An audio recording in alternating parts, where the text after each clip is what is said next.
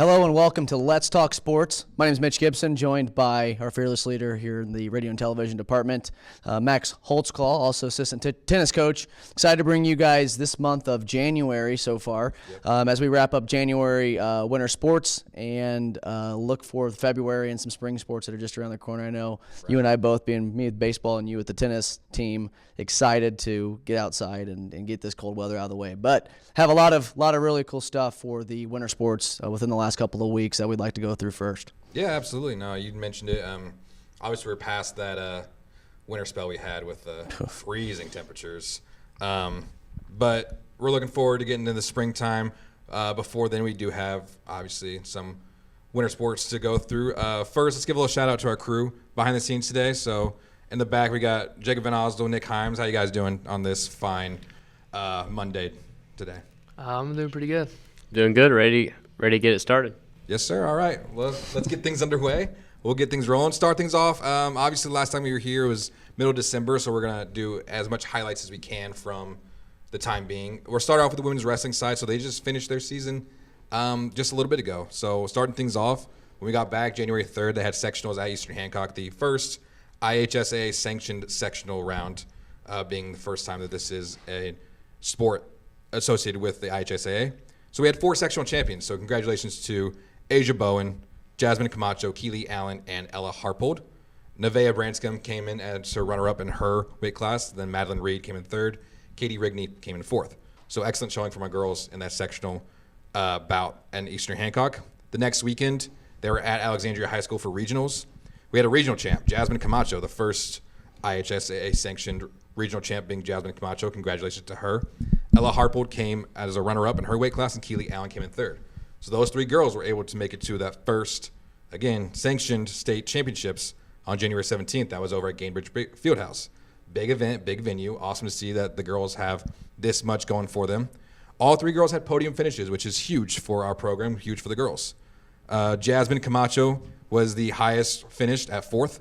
Ella Harpold came in 5th in her weight class, and Keely Allen came in 8th. So excellent showing from our girls program.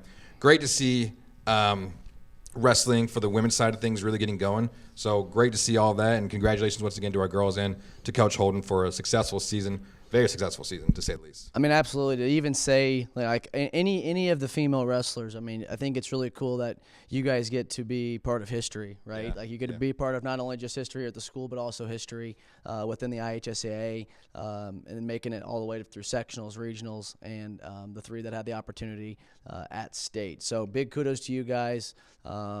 You make everybody proud, and that's a pretty cool thing to do. Now, shifting sides and going over to the men's wrestling side. Right now, they currently sit 3-3 in head-to-head duels. Some of those highlights that they've had over the last couple of matches. They defeated Shelbyville 65-11, defeated Eastern Hancock 67-8, and then they finished first in the conference tournament on January 18th, scoring 226 compared to the second place New Palestine at 199. We love seeing that. Anytime we can get a W over New Palestine, we'll take it where we can get it. Champions on the day include Lincoln Parsons, Mason Thompson, and Zach Blevins. We had some runners up as well, including Jet McGuire, Cade Zuber, Aiden Briles, and Tristan Lanham. The next meet is going to be sectionals coming up here February 1st at Purdue Polytechnic North. Yeah, so good luck to those guys. Hopefully we can bring home some sectional champs as well in the men's wrestling department. I know, talking to Coach Holden, he was very proud of his team coming in first in conference. It was a big achievement for them. So congrats to them for coming in first in the conference tournament and heading forward for that men's program. So we're going to switch gears, head over to the pool now. The women's swimming and diving team, they were in action a couple of times over the break as well. So they won their 4th consecutive conference title on January 4th at New Pal. And with that came 3 new Hoosier Heritage Conference records that were set. Taylor Parsons with the 100 butterfly, Alyssa Osborne, Kaylee Butler, Sayla Valley, and Rachel Stutz in the 200 freestyle relay. And then a number of those girls, Alyssa Osborne, Sayla Valley, Rachel Stutz, and then Katie Jennings also set the record for the 400 freestyle relay. And Rachel Stutz also broke the GC 50 freestyle record. So congrats to those girls. Congrats on winning conference there as well. Some more of the conference champions that were from that day didn't set the records, but obviously great performances across the board. In the 200 medley relay, we had Caroline Felver, Kaylee Butler, Taylor Parsons, and Josie Kinnaman. Katie Jennings took home first in 200 free and 500 free. Alyssa Osborne, the 200 IM, the 100 breaststroke. Taylor Parsons, the 100 butterfly and the 100 backstroke. The 200 freestyle relay team of Osborne, Butler, Valley, and Stutz. And the 400 freestyle relay team of Stutz, Jennings, Valley, and Osborne. So a great showing from our girls that time. 4 consecutive years in a row winning that. It's a huge accomplishment. Obviously, all the conference teams are there to participate. So great to see, great for our program as well. They then went on to defeat Yorktown, 126-57 on January 20th, and then defeated Shelbyville on January 23rd. Girls are currently undefeated in dual meets, and their next time they'll be in action, varsity-wise, will be February 6th with the sectional prelims at New Pal before they get fully underway with sectionals February 8th. So congrats to our girls. Good luck heading forward with sectionals just around the corner. Absolutely. Staying in the pool. Going over to the men's swimming and diving. Men's swimming and diving, they both won the HHC. I don't know if that's if there's one for diving and one for swimming, but they both won both of them, right? So the swimming and diving team took HHC conference on January 11th for the first time since 2021. So that's a huge accomplishment with all the success that you see with our swimming and diving team.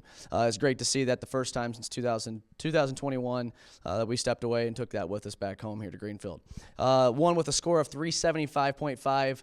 Again, over second place in New Palestine at 346 points. HHC champions consist of the 200 medley relay, Aiden Michael, Colton Mayberry, Isaac Johnson, and Ian Irwin. Isaac Johnson in the 50 freestyle, Gabe Hall in the diving, Aiden McMichael 100 freestyle, 400 freestyle relay consisting of Isaac Johnson, Mason Stoughton, Ian Irwin, and Aiden Michael. Earlier on in the year, they beat Yorktown 97-86 on January 20th. They beat Shelbyville 141 to 41 on January 23rd. Currently, they're 4-1-1 in dual meets. The next meet is going to be sectional prelims on February 20th at New Palestine High School, with sectionals fully underway on February 22nd. So we wish them all both the best of luck, men's and women's. Go bring back another sectional. Let's celebrate here in the pool. Absolutely. I mean, our swimming and diving program has been fantastic over the years. It's good to see they're really continuing that winning tradition and carrying it on as sectionals right around the corner, postseason time here for the winter sports. And speaking of that, we're moving on to the hard court now, the hardwood, being women's basketball now. Some of the highlights from the break and everything else. So unfortunately, we did start off winter break with a loss to Delta conference play on December 21st. Close game there. We lost 54-63. They turned around and day after Christmas and heading afterwards, they won the LHS holiday tournament at Lebanon High School on December 26th and 27th. Izzy Silcox named tournament MVP, and Maddie Sonsini named to the all-tournament team. They beat one of our potential sectional opponents, Anderson, 78-38 on January 14th, a clobbering, really, to say the least there. Sonsini and Brown both scored 16 each. They went on to beat Newcastle 65-30 on January 17th. And Maddie Santini scored 24, and Cheney Brown added 20. And real quick, I know, Jake, you were at that game covering that for our radio broadcast. What did you see from our girls that night over down the floor and everything else for the Newcastle game? It was kind of the same thing that we see a lot of the time from our girls team, is just a very dominant, aggressive offensive performance. And then they have a really solid defense as well. So any game where they can come out at the start and be offensively aggressive, you see very dominant. And then games where they don't have that, that's where you see those close games or those few losses that they have. So anytime our girls team can come out aggressive, they really just dominate. Yeah, I mean, it's like you said, our girls, they know how to get the job done a lot of times offensively, especially. Coach Key's doing a great job over there. So a great win against a conference opponent. They beat a sectional opponent potentially with Muncie Central 61-18 on January 21st. Again, Cheney Brown led the way with 18 points. Sonsini had 17. And then they unfortunately lost to potential sectional opponent Mount Vernon 44-37 on January 24th.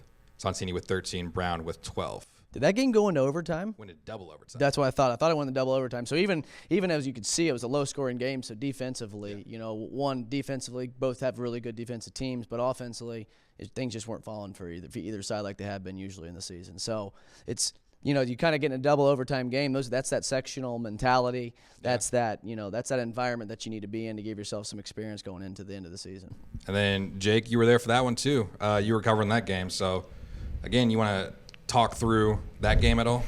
Yeah, that was kind of like the opposite of what I was talking about. That was one where when they came out, they weren't very aggressive, and they were pretty solid on the defensive side of the ball. Just offensively, they couldn't really like get that momentum going, and they kind of got in their own heads after a little bit. So they just couldn't really come out offensively, and that just kind of threw their momentum off. Yeah, and obviously it was a tough game. Girls only had 5 points at halftime, and they turned around and got to 37 in the end, a big fourth quarter. But unfortunately, it did not come out that way. But our team does stand at 15-6, 3-3 in conference play with one more game against conference coming up tomorrow night at home against Yorktown. That is senior night, so make sure you come out and support the Lady Cougs for their final home game of the season. Sectionals do start February 5th, so the next week.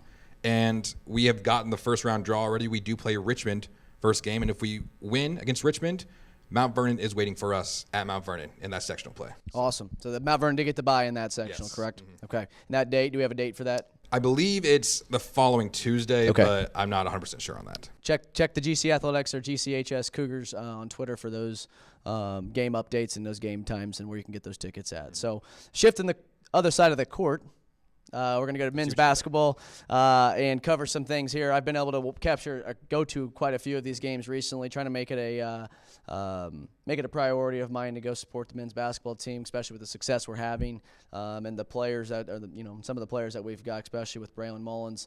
But last couple of weeks, going back all the way through December 20th, they beat Yorktown 68-41. Mullins had 33, 16 rebounds. Tucker Brown added 13 points. Brown's been stepping up and really been a big pivotal player for the Cougars here late on in the season. They finished runner-up in the Hall of Fame Classic on December 28th. First game that they played, they beat Jeffersonville 69-66. Another one of those, kind of team that can give you a state championship style of game. Mullins had 39. And 17 of those were in the fourth quarter. And then they were defeated by Fishers, who's still at this week number one ranked team in Class 4A. Got beat by Fishers 85-80. Mullins had 33. Boston Willard scored 18. Mikey Johnson added 17. Mullins was named the tournament MVP. Mikey Johnson named an all-tournament team member for that classic.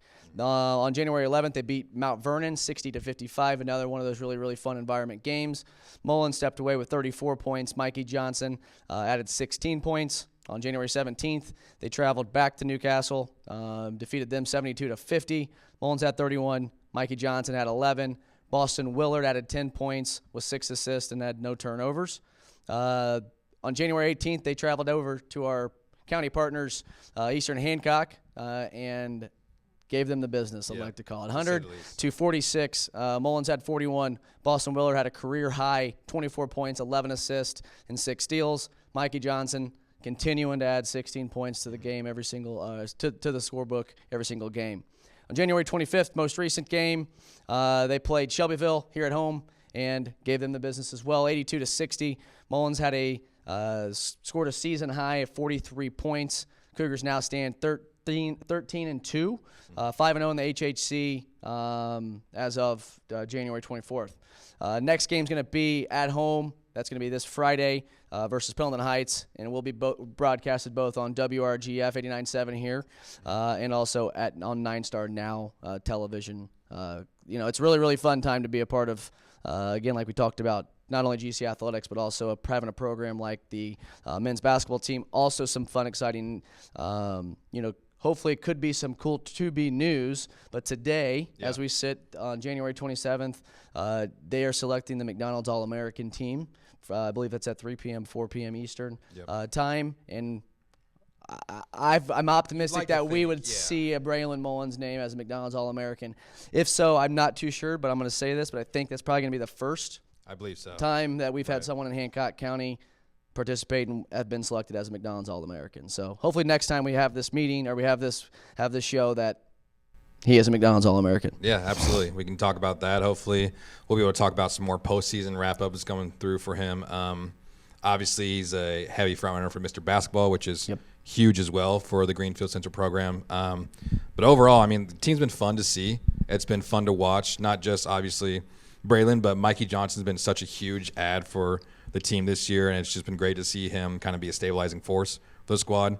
and just how many seniors there are in the program. I mean, Cooper Roberts-Simeon mentioned him, but last game he had, I believe, 18 points off the bench, something along those lines. So he was contributing his own way.